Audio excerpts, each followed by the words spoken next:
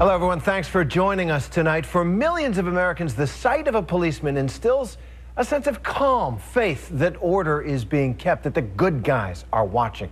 But for many others, thousands stopped on the streets of New York because they look or act a certain way. Encounters with the blue and white breed fear, frustration, and anger at a force that some say is bent more on intimidation than serving and protecting. So here's my co-anchor, Bill Weir.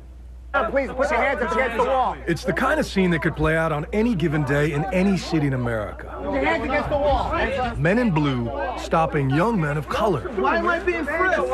As tensions rise. What's going on? I didn't do anything wrong. In this case, a robbery suspect is cuffed. Listen to me, you're not free to leave. Just stay here. Turn around. What am I being arrested for? I didn't do anything wrong. The others released. And the cops managed to keep it by the book. I don't get it. I understand you're upset, but I'm sorry for the inconvenience. But this scene is just pretend. It is an NYPD training drill to reinforce a proper way to do what is known as a 250, that controversial tactic designed to stop crime before it happens. Controversial because critics say 250s rarely happen with this much courtesy and this much probable cause. They say the NYPD stops and frisks way too many innocent men of color for no good reason. He was holding me, he was going through your pockets, going up, down. You want to go to jail? For what? Shut your mouth, kid. What am I getting arrested for? Shut your mouth. What am I getting arrested for? For being a mutt, you know? That's a law, being a mutt? He was going through my sweater. Then that's when he told me to keep my hands on my head. So I was like this the whole time. Frustrated by how often he was being stopped in his Harlem neighborhood, a 16-year-old son of a cop named Alvin says he hit record on his iPod one night in 2011 Why you press me out for? as two undercover officers approached. Our job is to look for suspicious behavior. When you keep looking at us like that, looking back. Cause y'all always like stop. I just got stopped like 2 blocks away. Like, Listen to me. When you're walking the block with your hood up and you keep looking back at us like that, bro, we think you might have something. It is one of the few known recordings of something that happens nearly 2,000 times a day in New York, but whether this is the exception or the rule is a debate dividing America's biggest city. I don't think it was a unique stop for Alvin or any of the other young people that I've talked to personally. When activist filmmakers Aaron Schneider and Ross Tuttle heard the recording, they spent 8 months convincing Alvin to go public for their short documentary, The Hunted and the Hated. And we said, was this, the worst encounter you've had with NYPD? And he said, actually, no, it's not. He said, I've had worse. why you push me out for? Why you push me out for? Why you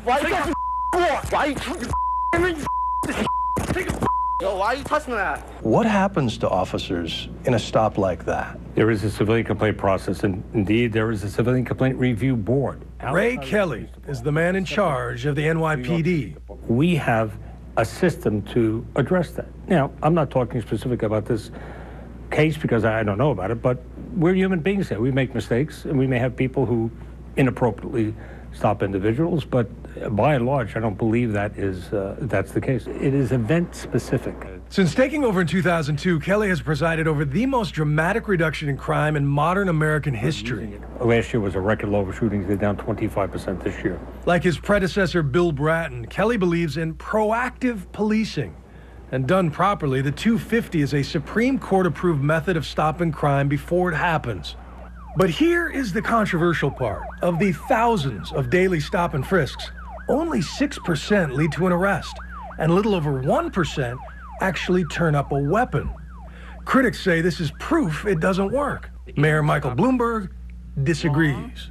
That's the reason we need it, to deter people from carrying guns. We are the first preventers. In a fiery speech this week, Bloomberg chastised NYPD critics. They seem to believe that the department should be run according to the standards of political correctness, not public safety. Cop says first preventers only works with the strong backing of City Hall, especially in the face of this statistic.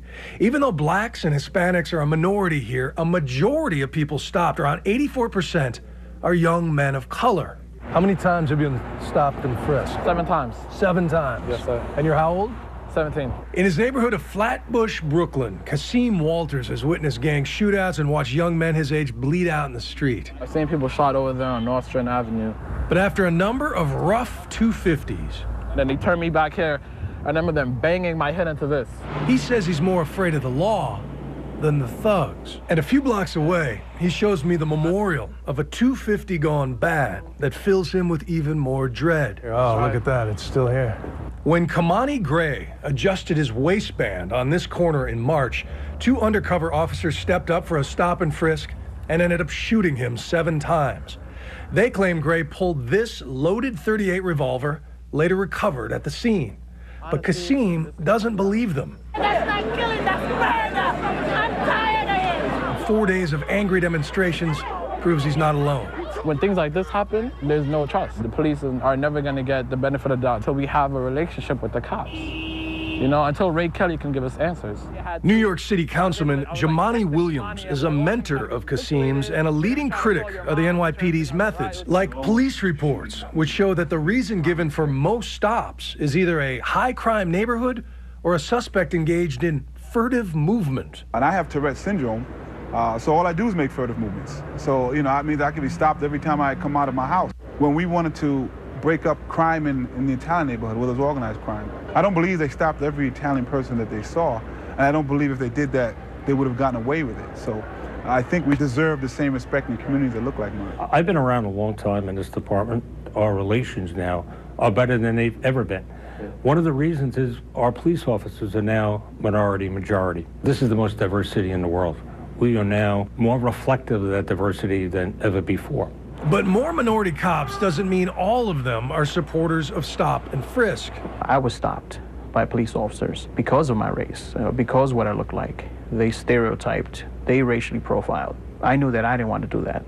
Pedro Serrano is one of 2 cops now denouncing his own department's policies. And he says he made a hidden recording of his own. This is about stopping the right people, the right place, the right location. Okay. He is convinced that there is a perverse quota system in place, which drives officers to stop minority kids for no good reason. You don't come up with those numbers, they retaliate by giving you bad evaluations. That's basically what they did to me. After riding just 2 250s over an entire year, Serrano called for a meeting with his deputy inspector to appeal a bad evaluation. He also says he wore a wire and recorded this. Again, take Mont Haven where we had the most problems. Right. And most problems we had there was robberies and grand larcenies. And who are those people robbing? The problem was what? Male blacks, and I told you the roll call, and I have no problem telling you this. Male blacks 14 to 20, 21, and I said this at roll call. Right there is when I lost it. You want me to stop everybody, the good people and the bad people, so you can get your numbers. The 9-year veteran is a witness for the Center for Constitutional Rights, an advocacy group now suing the NYPD, not for money, but to change its stop and frisk policies.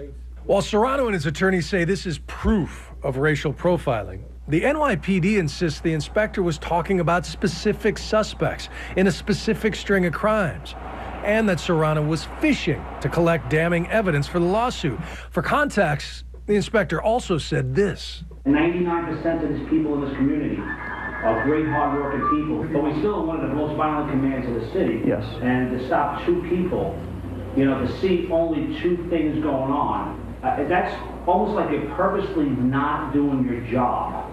This is a business. We have almost a $5 billion budget a year. So we run it like a business, and it's fair to ask the employees here to do their fair share. How does a number of 250s a month, a week, a year affect an officer's career? If an officer continually doesn't do what the commander wants him to do, I don't think it's going to positively affect his career, for sure, but I don't think it negatively affects him. If you don't meet the numbers, you're a bad cop. That's just how they see it. But Pedro Serrano has no doubt he has negatively affected his career by breaking the thin blue line. Yeah, you got bad guys out there who want to hurt me because I'm wearing their uniform, and you got the hierarchy who wants to hurt me because I spoke the truth. But Commissioner Kelly insists that race is not a factor. It's just that most of his officers are sent where most crimes are reported, and that up to 75% of violent crime victims describe their attacker as a black male. The percentage of people who stop, it's 53% African American. So really, African Americans are being understopped in relation to the percentage of people being described as being the perpetrators of violent crime. The stark reality is that crime happens in communities of color. They are being disproportionately victimized. NYPD, keep your hands off me. I'm just curious what you would say to the kid, the good kid, who's grown up in these rough neighborhoods, who resents the fact that he gets stopped 5, 6, a dozen times in his young life and forms his opinion of authority around those exchanges. What would you say to that kid? We're trying to save his life, and we're trying to save the life of other young people who are disproportionately victimized on the streets of this city and other cities throughout America. The need for understanding, thanks to Bill